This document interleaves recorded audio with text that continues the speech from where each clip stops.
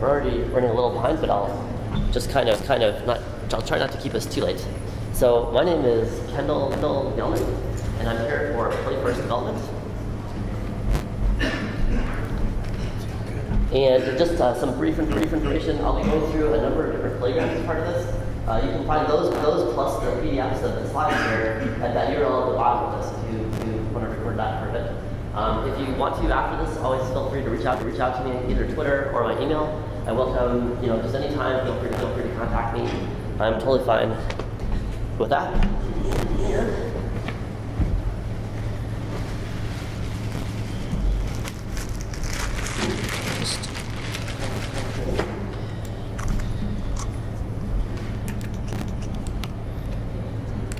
Okay, and then we'll kind of get going. And just a brief thing about me, just a few things, but basically on this thing, I just always like to point out that Stack Overflow is a great place for questions and answers.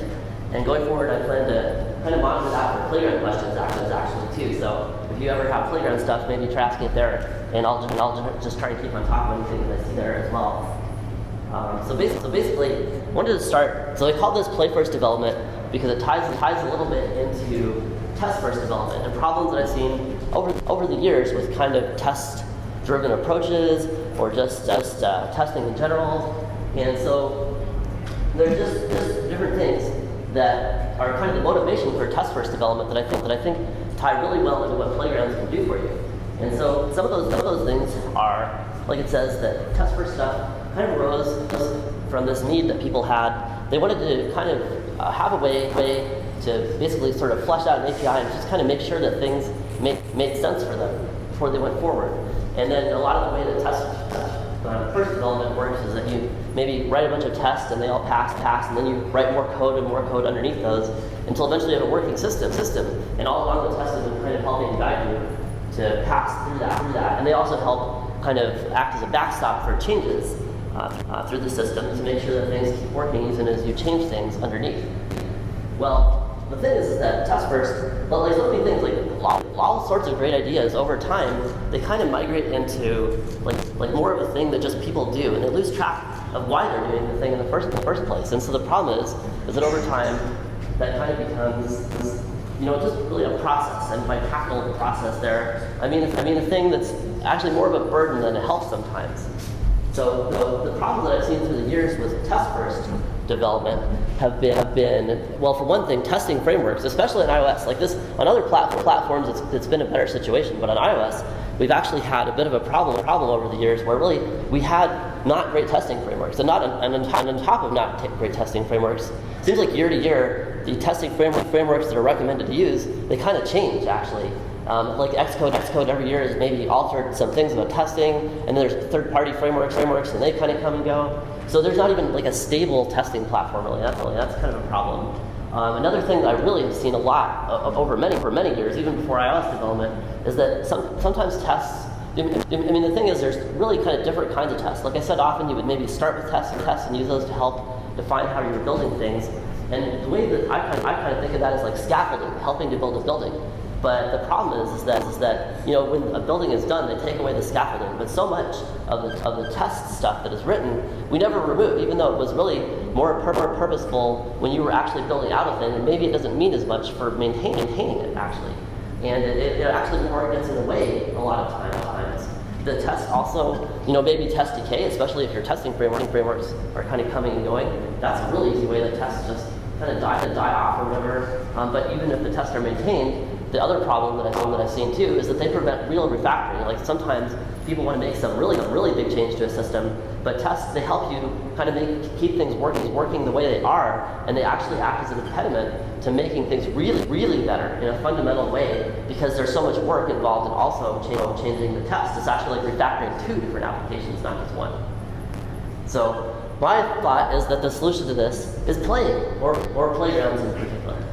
And really that sounds. I mean, playgrounds at first, it seems like kind of a weird idea. Like, why would we use this for real stuff? But honestly, like playing and creativity, it can be a huge benefit to businesses and just design in general.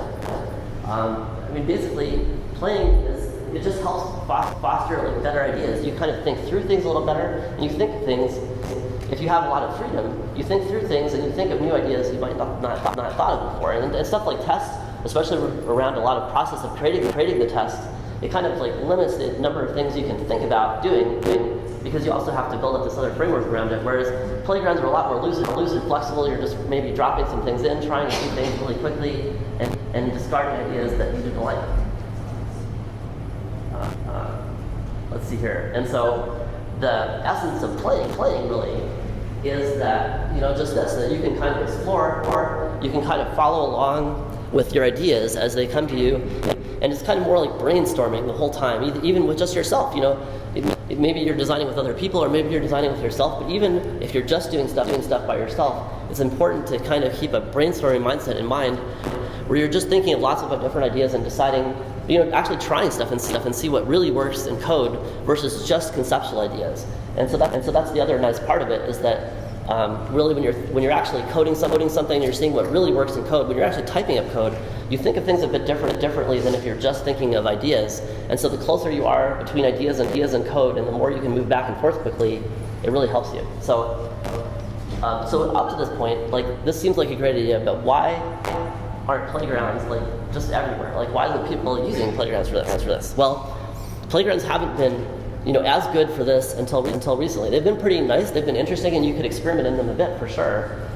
But really, the thing is, only recently did they add interactivity to playgrounds. And that's a kind of a huge thing, because part of playing in there is you want to be able to interact with this thing that you're doing with the code.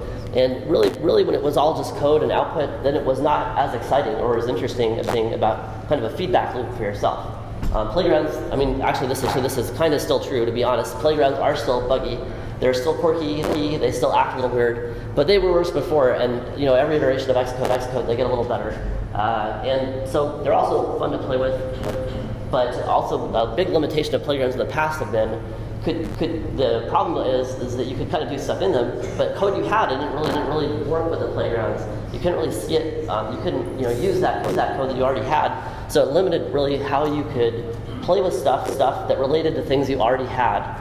Or build up a larger system, really, because playgrounds work best with a small amount of code in them, and if you were building up a larger thing, that was really an impediment that it really was hard to do with playgrounds, because they couldn't see into the larger world. So how can we kind of solve this problem? So we start by thinking of what can the playground see now. So this is really current. This is actually, I should mention that this is really kind of going through what Xcode, the beta, like Xcode 8 really can do. Although this is actually true, these things are true for a bit, and so even in Xcode 7, I think this is all true about playgrounds. But basically, so what can a playground see? It can see stuff in a current page, and playgrounds can have multiple pages, but it can not see the stuff in the other pages. What it does have, though, is a sources directory. This is not stuff visible in the playground, but it's kind of support elements, and any classes defined there are visible across all the pages in the playground. But it can also see, though, which is much more interesting, into frameworks in a workspace. So how many of you use workspaces today? A fair number, yeah. And actually, that's become a lot more widespread because CocoaPods uses that, and more people use frameworks now. It's kind of interesting, or workspaces. More people use those these days. It used to be that they were kind of targeted at doing like a cloud of multiple projects or whatever. But really, workspaces are more interesting for even just a single project. To include things like frameworks and other things in them, and it also just happens that playgrounds use workspaces as a way to be able to see frameworks. They can actually see into frameworks. Important thing to note: this is the bottom thing is a bit of a summary.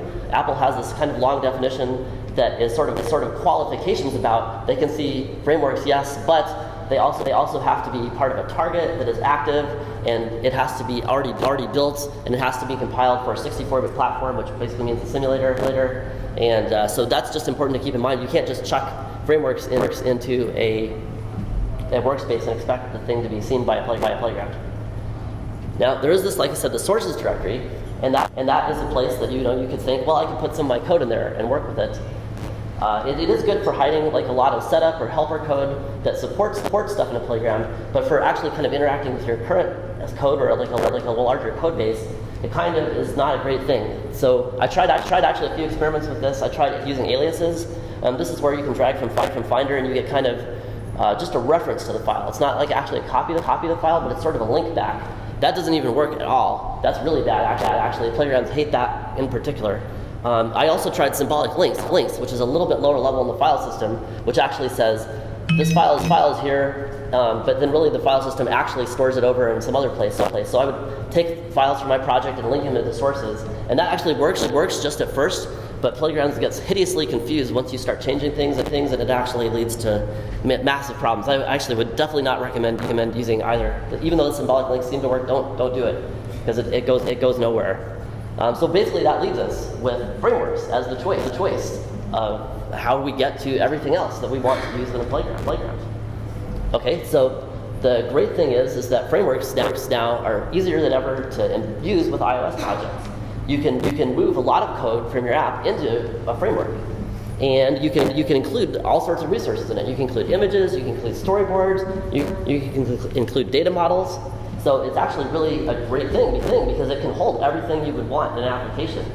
And another nice kind of side note too is that frameworks kind of help you enforce the notion of public and private and all those things that you define in Swift and other things. It kind of helps you keep that more clean because you can't get away with sort of sloppy, oh, this is really sort of accessible to everything kind of coding. So that actually helps you in that way. But the important thing to note is that you can even do storyboard references into a framework. So you can put a storyboard into a framework with maybe one or two views, and you can still link to that from your main application as a storyboard reference. And that's kind of how you do it. You just have to make sure, especially, that you enter a bundle identifier in the storyboard reference that you have in your main thing, and that's the bundle identifier of the framework that is actually now holding on to the thing.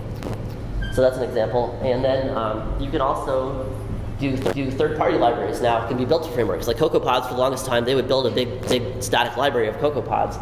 But now there's an option you can tell it to build to frameworks, and also Carthage is now another kind of up and coming popular package management system or dependency management thing, and that compiles to frameworks too, which could be included in the same way. So frameworks can also use Objective-C, even though it's kind of a little bit easier with Swift. But you just need to when you make a framework, you just add a module name. I'll just kind of go briefly through making a framework in a minute, and I'll show you this. And framework resources is the other important thing to know is that for things you would commonly do, like loading stuff out of a storyboard or accessing a data model, that stuff is all accessed by the bundle path of the module. Like normally you would just say ns-bundle main bundle to get a bundle path, and you just start loading stuff out of that. Well, when you start working with frameworks more, you actually, that bundle path really means something. Because you can actually specify the bundle path of your framework, and you want to use that. And then this is an example of how I load up a storyboard out of a framework bundle. And then once I have the storyboard, I can just call instantiate view controller, and everything's great. All right, so I'm going to just do a quick show and tell of the actual framework conversion here. So just to kind of show you that it's pretty easy to do these frameworks, I just want to do a quick demonstration and also mention a few other random things about the framework building process. So I have this one class, and let's say I wanted to use this my class thing. I wanted to put it in a framework because maybe I want it visible in a playground. I have the simple playground. I try and use this as it is, but as you can see, playground can't see that class. So what I'm going to do is I'm just going to say file, new, project, because frameworks are projects. Actually, wait, before I do that, I just wanted to mention again, and so what I did is I started here at my application. You want to actually do frameworks pretty much always as embedded frameworks, which mean the framework that you see has to live somewhere under the main project thing. You can put it outside in a workspace, but don't do that because it creates a kind of problem when you're linking it into your application. But anyway, I'll just go forward, and we'll say new. Let's see here.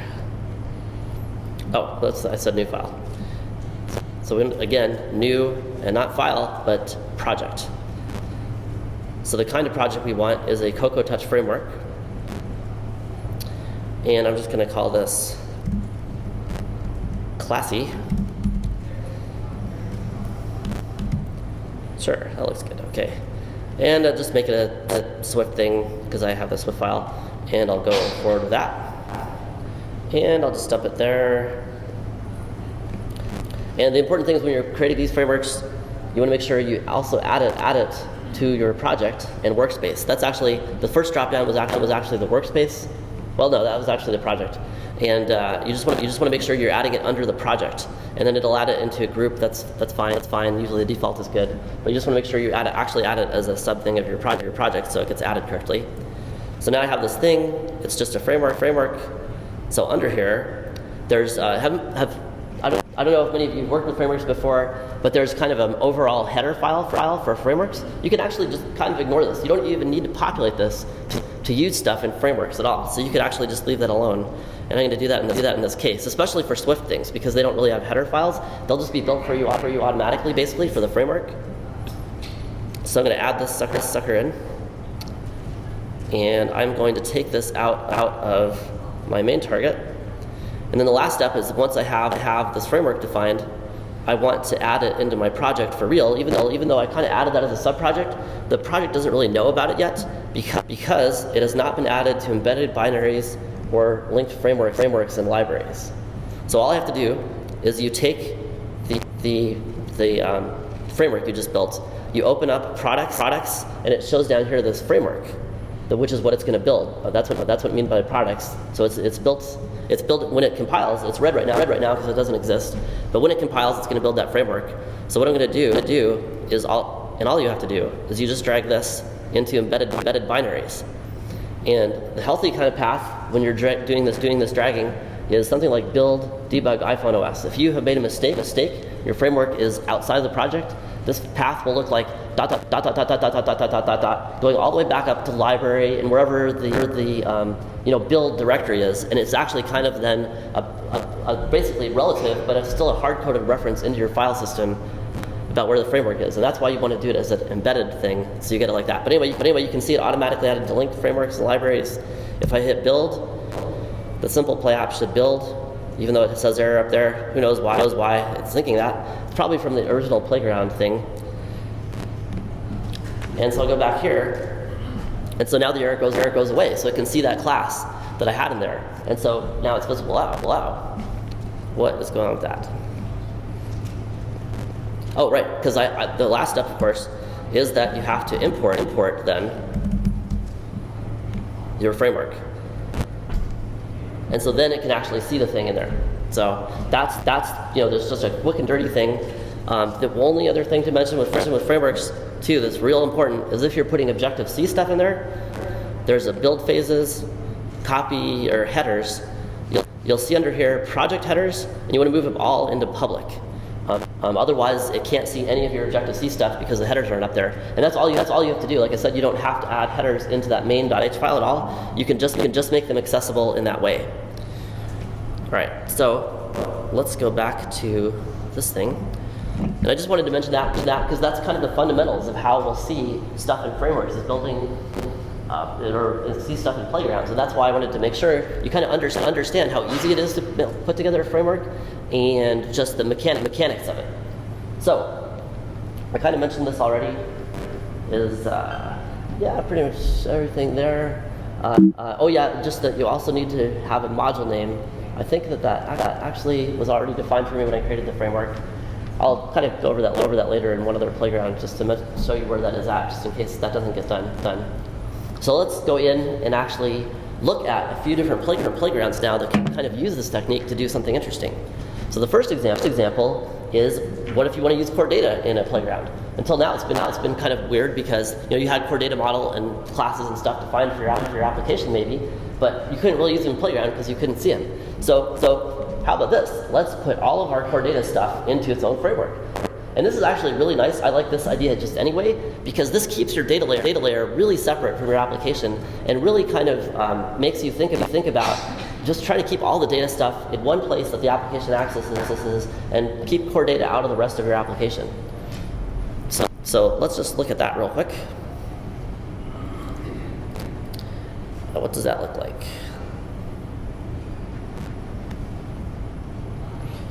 So we have a core data playing workspace, and I'm just going to start with the playground. And so this does some basic stuff. Let's see. Oh, Go to the playground. Yeah, okay, that's right. So what I've done here is I kind of have, this is a bunch of code to kind of set up the actual URL for the database. So you can kind of see here how it actually does, whoops, sorry about that, how it actually does the thing about pulling the data model out of this framework.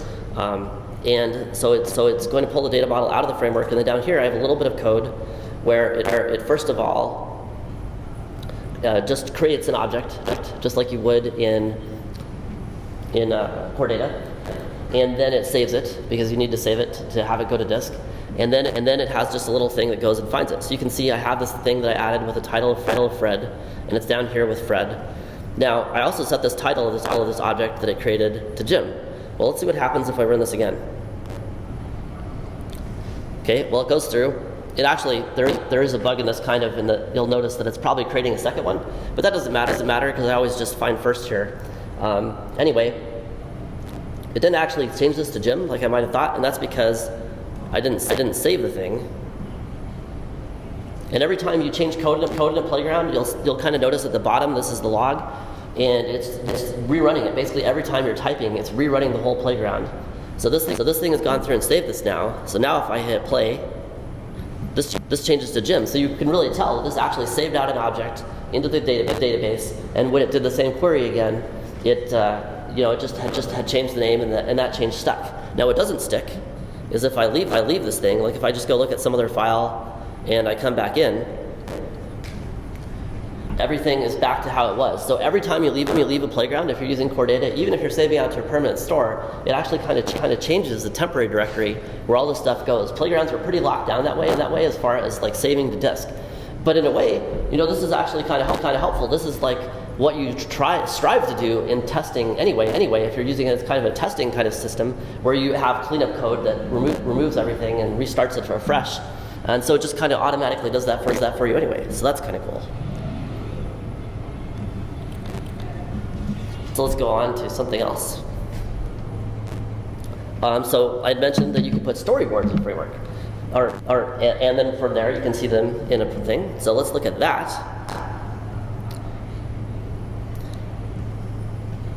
Let's see here. So I'll close out this thing, and we'll open up a storyboard playground.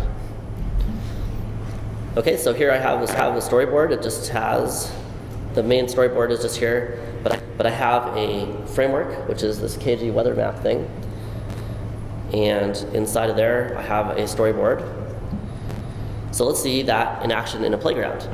So when you're using a playground and you want to see views, what you do is you open up an assistant editor, and this opens up kind of a view thing. And then what you can do now, and this is actually kind of new in iOS 8, is that they have this new button. They used to have a more primitive way of kind of interacting with the playground system itself. I even forget the name of it now, but in iOS 8, or not iOS 8, but with Xcode 8, they added this playground support module. And so this just lets me make a view controller and then set the current page live view to be this view controller. And so this is great. Now I have this view controller here. It's a real view controller. I can interact with this sucker. I can drag things around. I can click on this thing. And then I can also do further interactions. Like I have added into this particular framework, this storyboard links to a method and a class that actually lets me get a callback whenever a segment is selected. So I can kind of just uncomment this code real quick.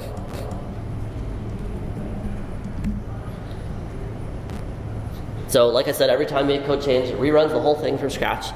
And this is another reason why you want to keep the actual code in any particular page of a playground kind of short and sweet, because it can take a while to execute that all sometimes. So you don't want to build up too much code in the playground itself.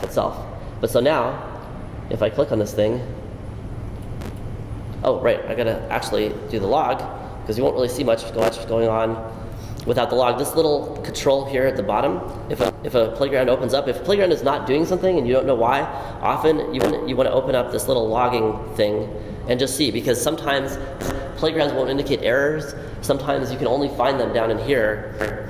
And so now as I click through this, you can see it gives me the index that I'm selecting in that thing. So it's great. Like I now have this interactive view. It's calling back into a function that I've defined in the playground, and I can trigger other classes or do other work from there. All right. And I should just mention one thing about this too, is that there actually is an alternative way of getting storyboards into a playground, just kind of even standalone, which is that you can find the compiled framework. When you build a project, Xcode behind the scenes compiles a storyboard for your project. If you take that compiled storyboard, you can put that actually into the sources directory of your playground and it'll work. But that's a pretty horrific way to actually work with it, because the other way, I can just have stuff in a storyboard, I can just play with it. The only other thing to note is that for all this stuff, after you make a change, you need to recompile the framework to have it stick for the playground. Like I said, the playground itself doesn't know to recompile any code.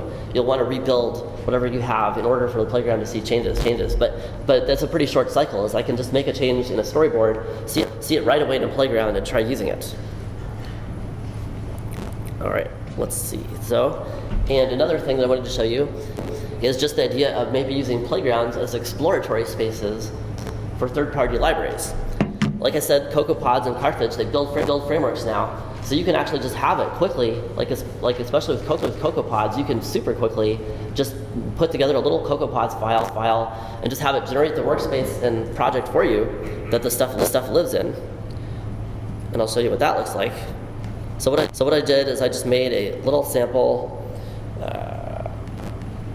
workspace from CocoaPods. I did just exactly that. I just made a simple target, and I had it import two different libraries, UIView Shake and UI Text Field Shake, because I just wanted to compare these two different things that do like a kind of password shake. When you get a password wrong on OS X and the box shakes, that's what these libraries do, is they just shake a view. That's like, well, the one shakes a view, and the other one shakes just a text field. So it's a little more limited. But let's see what this looks like. Let's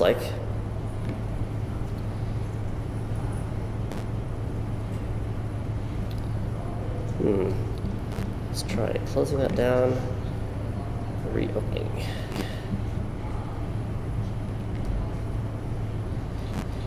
Yeah, something happened there, but okay, good.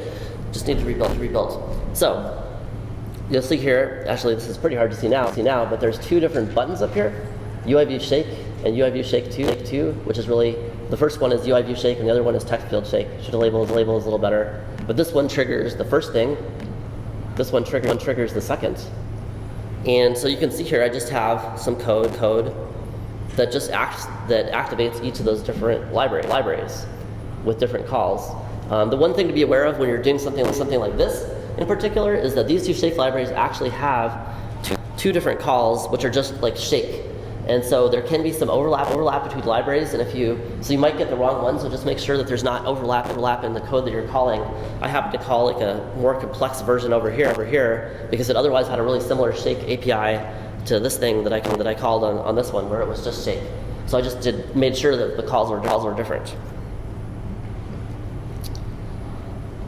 All right. So let's kind of go through this. So another thing to note about that is, like I said, conflicts are possible, and otherwise you can just kind of play with things like that. So what kind of things can we do with this? The main thing is, first of all, you can just do stuff like you have been able to do in playgrounds easily, which is just try out ideas in there. You can combine things with new modules that you have. You can also use it for just kind of now you can think about how can I play with the code that I have and experiment with how it actually behaves to weirder kinds of inputs. And you can also use playgrounds maybe to share. And I'll go a little bit more into this in just a minute or two.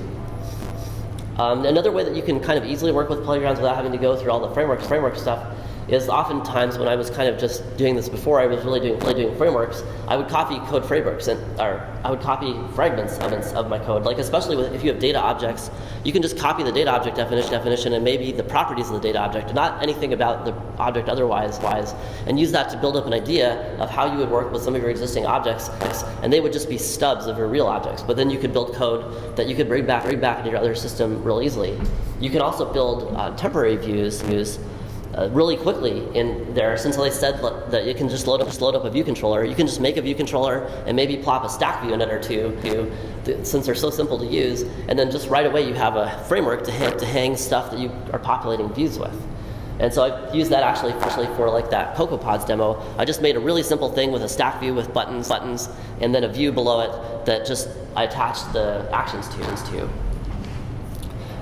You could also just copy whole view controllers into a framework. So you could make, like, for instance, maybe a framework that was really meant for more use by a playground, and you could just copy view controller views really easily between storyboards. And that's one way to kind of quickly get something into a place you can use it. And then, like I said, you can just copy code into sources too. This makes a copy. If you just drag stuff from your main project into the playground sources directory, it will copy it for you automatically. So just make sure that you're aware of that it's not really a link back if you're trying to do that. Another way that I like to use this thing is with design. And this is actually kind of how I started really with the whole idea for this talk, is because I was doing some work for a client and I was building out a state engine for them. And I decided, well, it would be really nice to just be able to quickly decide how this API should work. And so what I did is I kind of wasn't like happy with existing state engines. I know there's a state engine in GameKit and there's other third-party ones, but the thing was I just wanted something that would be extremely simple to create new state engines. And so what I did is I created a playground that just has, it kind of like started with an enum. So basically the idea is I wanted a state engine where I could just say the enum was the states of my state engine, and then what is the kind of simplest thing I could build around that. And so this is kind of the file that I did. This is actually a more dressed up version of it, but this is a file I did to illustrate that I had this enum, and I had something I called a state controller. And like most state engines, they have you build states. The states decide what kind of you can go to and how to go to the next thing. But I actually wanted that choices into a centralized controller so that it wasn't spread out across a lot of different state classes. So I did this thing called a state controller. It decides here, it has a thing about whichever state it's in, what are you supposed to do, and then each of those actions decides what state it's going to move on to. And so it just, and what I did too, as part of a design thing, and this is new, like I didn't do this at the time, but you can also in Playgrounds put in formatted text that kind of mixes with code, which is pretty cool. So now I have this nice descriptive thing that I can present to other people to show them how will this API work, even before I've written any code underneath it. And if I try running this, if I hit stop and rerun this thing, you can say, oh look, I actually built this little delay, so you can see it move between these three different states. The whole point of a state engine is moving from one state to the next. My states are red, blue, and orange. And so when I hit play, you can see the state engine actually go to red, and then that runs a thing that goes to blue, and then that does a thing that goes to orange. So there it is. And so that was a nice way to like do that code first, and then the actual state engine itself is now located under source. And then this is where all of the actual real work gets done, but I don't have to see that. I can just start with kind of the API I want to work with.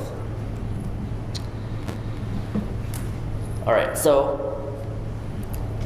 one of the ways that you can kind of use this is actually you could, for instance, put a playground into Dropbox and use it back and forth. I'm a little bit short on time, so I'm not going to show this exactly, but just know that if you change the source for a playground, the playground will actually see that reloaded automatically underneath. So that's actually kind of a cool way that you can maybe work together with multiple people.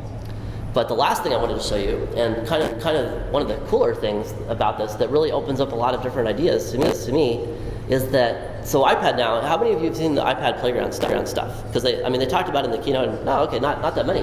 Well, the iPad playgrounds have come to the iPad with iOS 10. It actually just comes by default. If you install iOS 10, it's just there on the iPad, and they'll ship it later as just a free app for everyone. But the cool thing is it's not just stuff that they build. You can actually put your own playgrounds onto an iPad. So how do you actually do this? Well, luckily, it's actually really way simpler than you'd ever imagine compared to how it usually is getting things back and forth from your devices to date. And basically, all you have to do is you use iCloud Drive. And so iCloud Drive, you can see the playgrounds that are there. You can duplicate them, and you can mess with them. So, like, let's look at what's kind of there for a second. So what I did is I actually kind of started with this one playground that is on the iPad. I'm going to close this thing off, and this one, and this thing. Let's see. So this is what. Actually, I'll go here, and you can see on iCloud Drive. And this is actually, honestly, I'd never really used iCloud Drive for anything, so this is the first time I've really used it. But you can see here all the playgrounds that are present on my iPad. Actually, they've downloaded some from Apple. It puts them into playgrounds, and they're just right there. So there was this thing called Blink, which is actually just the simulator of the game of life, if you're familiar with that. But I used that as a basis to say, how can I show my state engine design that I was doing, but actually do it in a way that illustrates more what is going on. So what I'm going to do is run QuickTime, and we'll show the iPad.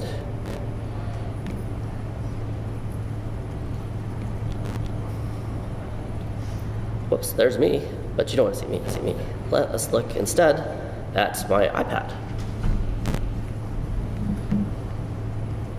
Okay, don't need that. All right, so playgrounds are here. You can see kind of some of the playgrounds they have, but there's not just the one playground. There was the old one, Blink, and I didn't really have time to make this super fancy, but I just kind of wanted to use this as a conceptual thing to decide how well this would work to hang my ideas onto. But I made my own copy of Blink, and then I modified it. And so that's what this state engine design thing is. Oh, yep, I keep on clicking on the screen whenever I'm running screen recording. Always, but you can't do that. You just have to use the device. And so what I did is I have the same state engine example we were just looking at here. And so if I scroll this now, you can kind of see that this code is here, but the cool thing is, now I can run this. And instead of, once again, do not click on the movie recording. So instead of, the original Game of Life, which by the rules of Game of Life, these would all be dead long ago, but I can just run this, and you can actually see it move between red and blue and orange states that I have. So now this is like a visualization of the code that I was presenting, and so it's a really cool way to just kind of see all that. So that's just a way to explore that, and just to quickly show you how that was done. All I had to do was modify the directory structure is a little complex, but there's basically a manifest. I just had to change this to be my own kind of identifier for stuff. I had to change some of the name of this things. The primary thing is there's a contents.swift file for each page. I just dropped my own code into there.